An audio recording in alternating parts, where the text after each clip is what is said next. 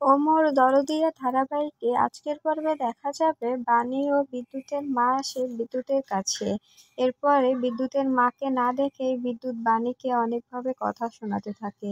এরপরে দেখা যায় বাণীর উপরে যখনই হামলা করবে ঠিক তখনই বাণী লাঠিটা ধরে ফেলে আর বলতে থাকে, তুমি কি ভেবেছো তুমি সব সময় আমাকে মারবে আর আমি সবটা মুখ বুজে সহ্য করে নেব? এটা কোনোভাবেই হবে না। এবার আর আমি কাঁচা নই, বুঝতে পেরেছো? এবার আমি তোমাকে এমন মার মারবো না, একদম তুমি সবকিছু ভুলে যাবে, বলে দিলাম। তুমি কি ভেবেছো আমি কি আগের মতো আছি যে তুমি আমাকে যেভাবে নাচাবে, যেভাবে মারবে আমি সেভাবে মার খেয়ে যাব? এরপরে বিদ্যুৎ বলতে থাকে, তুই কি বলতে চাচ্ছিস? আমি যেভাবে তোকে নাচাবো তোর সেভাবেই নাচতে হবে, তা না হলে আমি তোকে মেরে ফেলবো। এরপরে দেখা যায় বিদ্যুৎকে বানি লাঠি দিয়ে বাড়ি মারলে তখন বিদ্যুৎ মাটিতে লুটিয়ে পড়ে। এরপরে দেখা যায় বিদ্যুৎ বলতে থাকে, তোর এত বড় সাহস! ঠিক তখনই দেখা যায় বিদ্যুতের মা বেরিয়ে এলে তখন বিদ্যুৎ বলতে থাকে, তুই মাকে এখানে এনেছিস? তুই আমাকে দুর্বল করার জন্য তুই আমার মাকে এখানে এনেছিস?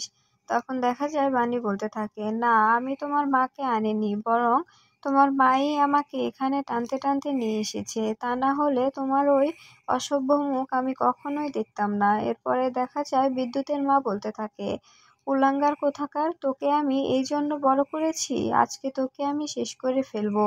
এই বলে বিদ্যুৎকে মারতে যাবে ঠিক তখনই বিদ্যুৎ দৌড়ে গিয়ে দরজা লাগিয়ে দিতে যায়।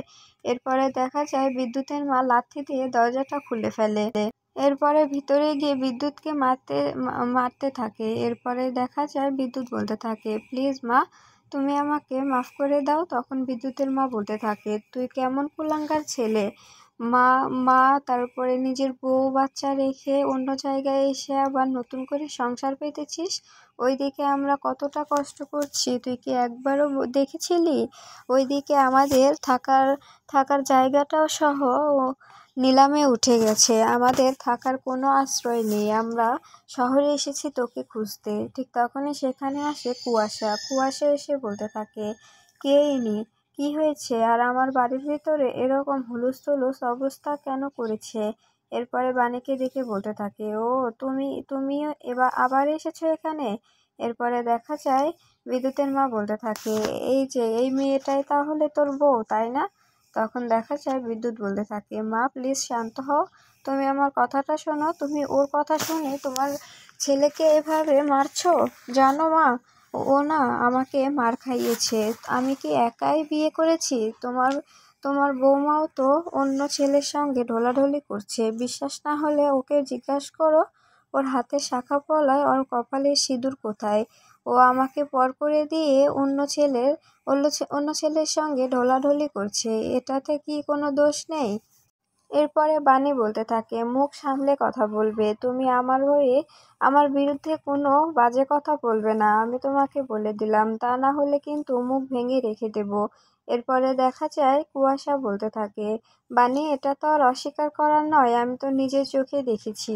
সেদিন তো শপিং মলেও দেখলাম তোমার মেয়েকে ওই লোকটা নিজের সন্তানের মতোই ভালোবাসছে। কেউ তো আর এমনি এমনি অন্য সন্তানকে নিজের সন্তানের মতো ভালোবাসে না। আমরা কি সেটা বুঝি না? কোনো তো সমস্যা আছেই, তা না হলে কি আর ও এত এত সুন্দর করে তানিয়াকে ভালোবাসে? এই সব কথা শুনে চমকে যায় বিদ্যুতের মা। এরপরে বিদ্যুতের মা বলতে থাকে, কি বলছো এসব তোমরা? তখন বিদ্যুৎ বলতে থাকে, হ্যাঁ মা, আমি সত্যি বলছি, ও ওই ছেলেটাকে দিয়ে আমাকে মার খাইয়েছে। আবার ও বাড়িতে আরেকটা মহিলা আছে, সে মহিলাটাকে দিয়েও আমাকে মার খাইয়েছে। এরপরে দেখা যায় বিদ্যুতের মা বাণীকে বলতে থাকে, বাণী, এসব কি শুনছি? তখন দেখা যায় বাণী বলতে থাকে, তুমি সবটা সত্যিই শুনছো মা, কিন্তু তোমার ছেলে আমাকে ওনাদের সামনে মারার হুমকি দিয়েছিল, আমাকে আর আমার মাম্মামকে, এই জন্যই ওনারা ওকে ধরে মেরেছিল। এটাতে তো আমার দোষ নেই। এই কথাটা শুনে বাণীর শাশুড়ি চমকে যায়। এরপরে বাণীর কাছে যাবে ঠিক তখনই কুয়াশা মনে মনে বলতে থাকে, উনি তো নিজের ছেলেকে মারার কথা শুনে একটু নরম হয়েছে, এবার এই সুযোগটায় কাজে লাগিয়ে ওনাকে আমাদের হাত করতে হবে, তা না হলে বাণীকে কোনোভাবে এখান থেকে সরানো যাবে না। এরপরে দেখা যায় বিদ্যুতের মাকে গয়না দেখিয়ে, বাড়ির লোক দেখিয়ে ও গাড়ি দেখিয়ে সবটা ভুলিয়ে ভালিয়ে নিজেদের ফরে করে নেয়। এরপরে দেখা যায় বিদ্যুতের মা বিদ্যুৎকে বলতে থাকে, সত্যি এসব তোর? তখন বিদ্যুৎ বলতে থাকে, হ্যাঁ মা, সবকিছুই আমার। আমার শাশুড়ি মা আমাকে এগুলো সবই দিয়েছে। কুয়াশার মা কুয়াশাকে এগুলো সব দিয়েছে, আমাকে গাড়ি কিনে দিয়েছে, বাড়ি কিনে দিয়েছে, সবকিছুই আমার। তখন দেখা যায় বিদ্যুতের মা বলতে থাকে, আমাদের গ্রামের বাড়িটা যে নিলামে উঠে যাবে, ওটা কি ছাড়াতে হবে না? তখন দেখা যায় কুয়াশা বলতে থাকে, আপনি কিচ্ছু টেনশন করবেন না মা, আমার মায়ের অনেক টাকা, আমি সেখান থেকে টাকা নিয়ে আপনার সব ঋণ শোধ করে বাড়িটা উদ্ধার করে দেব। এরপরে দেখা যায় বিদ্যুতের মা বলতে থাকে, সত্যি সত্যি বলছো? এরপরে দেখা যায় কুয়াশা সত্যি বললে তখনই বিদ্যুতের মায়ের কথার সুর চেঞ্জ হয়ে যায়। এরপরে দেখা যায় বিদ্যুতের মা বাণীকে বলতে থাকে, বাণী তুই এখন এখান থেকে চলে যা। তখন দেখা যায় বাণী বলতে থাকে, মা তুমি কিন্তু ভুল করছো, তুমি ওদের কথা শুনে ওদের ফাঁদে পা দিয়ে ভুল করছো। আমি বলে দিলাম, আমি কিন্তু সবসময় সুখে দুঃখে তোমার পাশে ছিলাম, কিন্তু আজকে তুমি এসবের লোভে পড়ে আমাকে এভাবে ঘাত ধাক্কা দিয়ে বের করে দিচ্ছ, এর জন্য তোমাকে পস্তাতে হবে। এই বলে বাণী সেখান থেকে চলে আসে।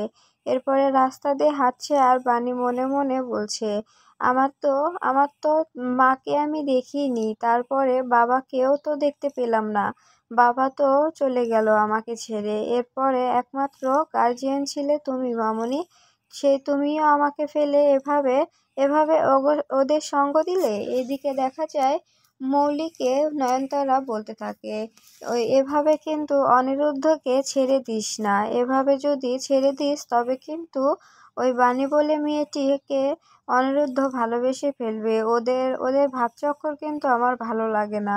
ঠিক তখনই দেখা যায় মৌলির দাদু এসে বলতে থাকে, কি নয়নতারা, তুমি কি বুদ্ধি দিচ্ছ ওকে? তখন দেখা যায় নয়নতারা বলতে থাকে, আসলে আমি ওকে বলছিলাম যে তোমার কিছু ভালো না লাগলে তুমি ঠাকুরের কাছ থেকে ঘুরে এসো, মন্দিরে গিয়ে পুজো দিয়ে এসো। এরপরে দেখা যায় মৌলির দাদু বলতে থাকে, ও তুমি তুমি মন্দিরের কথা বলছো? ভূতের মুখে রাম রাম, আমার তো বিশ্বাস হচ্ছে না। এরপরে দেখা যায় মৌলির বাবা কোথাও বেরোচ্ছে। ঠিক তখনই মৌলির দাদু বলতে থাকে, কোথাও কি বেরোচ্ছ? তখন দেখা যায় মৌলির বাবা বলতে থাকে, হ্যাঁ আসলে আমার ফ্রেন্ডের মেয়ের এঙ্গেজমেন্ট আছে তো সেখানে যাচ্ছি। তখন নয়নতারা বলতে থাকে, অন্যের মেয়ের এঙ্গেজমেন্ট পার্টিতে জয়েন করছো, কিন্তু নিজের মেয়েটা কি একবারও ভেবে দেখেছো? এদিকে দেখা যায় বাণী রাস্তায় বসে বসে কাঁদতে থাকে আর বলতে থাকে, আমার একার লড়াই আমার একাই লড়তে হবে, কিন্তু এর জন্য তো অনেক টাকার প্রয়োজন, আমার একটা কাজের প্রয়োজন, কিন্তু আমি তো এখানে কাউকে চিনি না, আমি কোথায় পাবো কাজ? কে আমাকে কাজ দেবে? এই কাজ তো আমাকে জোগাড় করতেই হবে। এইদিকে দেখা যায় তানিয়া অনিরুদ্ধকে বলতে থাকে, আমার মা কোথায়?